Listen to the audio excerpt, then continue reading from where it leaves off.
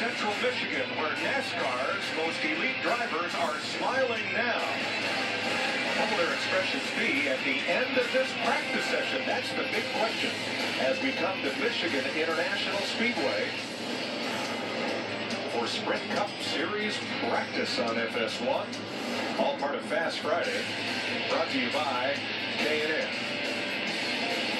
It's a pretty day here, a nice high overcast, temperatures in the low 70s.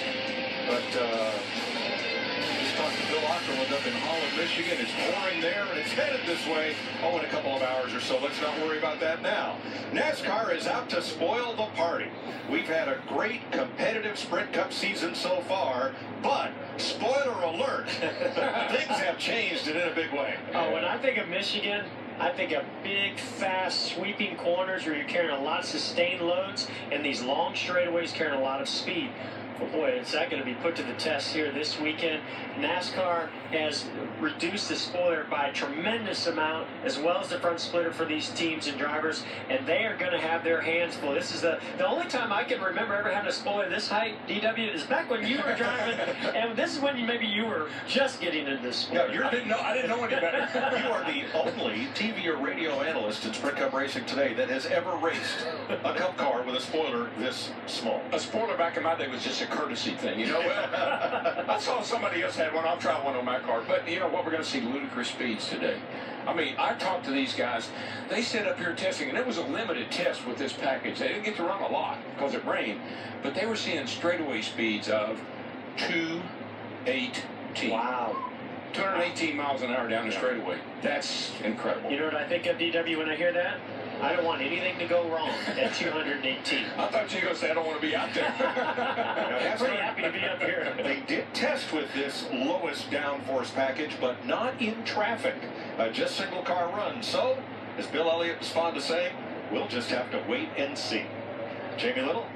Certainly a lot of questions down here in the garage area. Guys eager to get out on the racetrack. And one of those teams is Kurt Busch in the 41 coming off that big win last weekend. They are excited and fired up. And oh, by the way, Tony Gibson, the crew chief that was out for suspension last week, he's back. Now, I just talked to him, and he told me really what they're going to watch for in this practice. And DW, you mentioned it, 218 miles an hour into the corner, and they'll back it up, use those brakes, slow it down about 10 miles an hour. He said for the first time here in Michigan, a lot of wear on brakes. So after each run, they're going to bring it in, look at the temperature of those brakes, make sure there's no cracking going on. That is the main concern.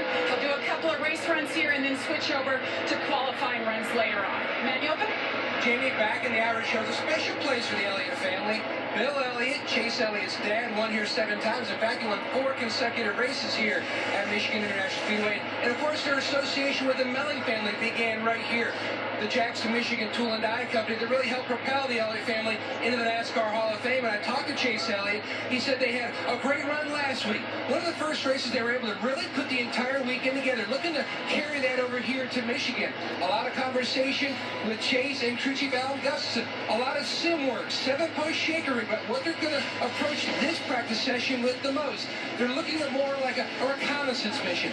What are they going to battle most with this new package here? A lot of note-taking will go around, and I'll tell you what, it's going to be very exciting when you see the speeds that are going to be generated here very shortly. And that's what we'll see right now as we go on board with Kurt Busch and have a look at our speed tracker. The first lap, I think, was close to 210 into turn 1.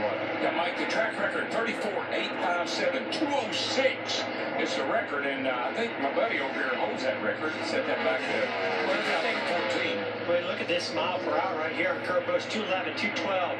215 miles per hour going into turn 1. Now, they'll carry a little bit more speed into turn 1. He's also drafted a little bit off of his teammate, Kevin Harvick, who's right there in front of him. But those are blinding fast speeds, but they are losing a lot of speed in the middle of the corner. That's what the drivers really like with this package. And Mike, we're only running, that's the first lap. We're on our second lap here now. We're already seeing those kinds of straightaway speeds. Unbelievable.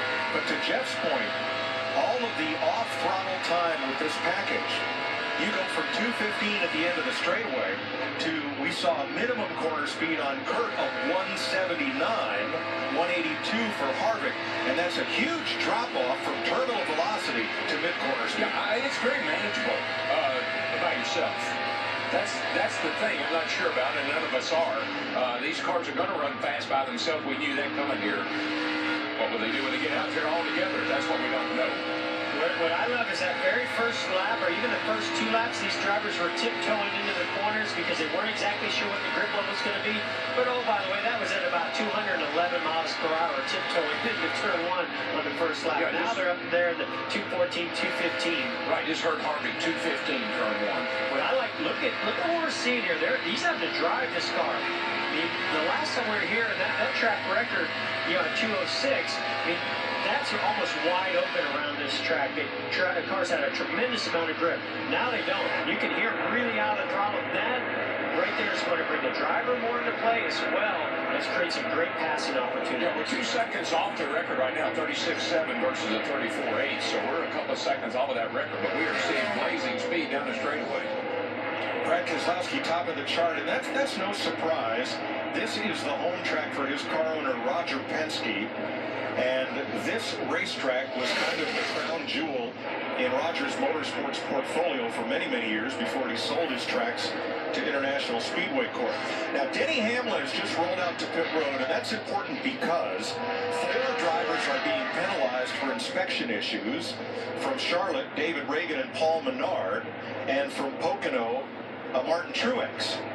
15-minute penalty, but that penalty starts when you put your car on the line to practice. So Hamlin's 15-minute start right now, about a minute and a half after the other 3 drivers who were there at the start of the session. And I find that very important here, Mike, because we have weather in the area. We're not exactly sure how much practice time the teams are going to get tomorrow before Sunday's race. A new aero package. I think you want to get as much track time as you possibly can this weekend before that race on Sunday. Yeah, not only aero, Jeff, but we got tires, different tires. That's right. Everything is different. It's like starting all over again. The only thing the same here is probably the zip code. Everything else is different.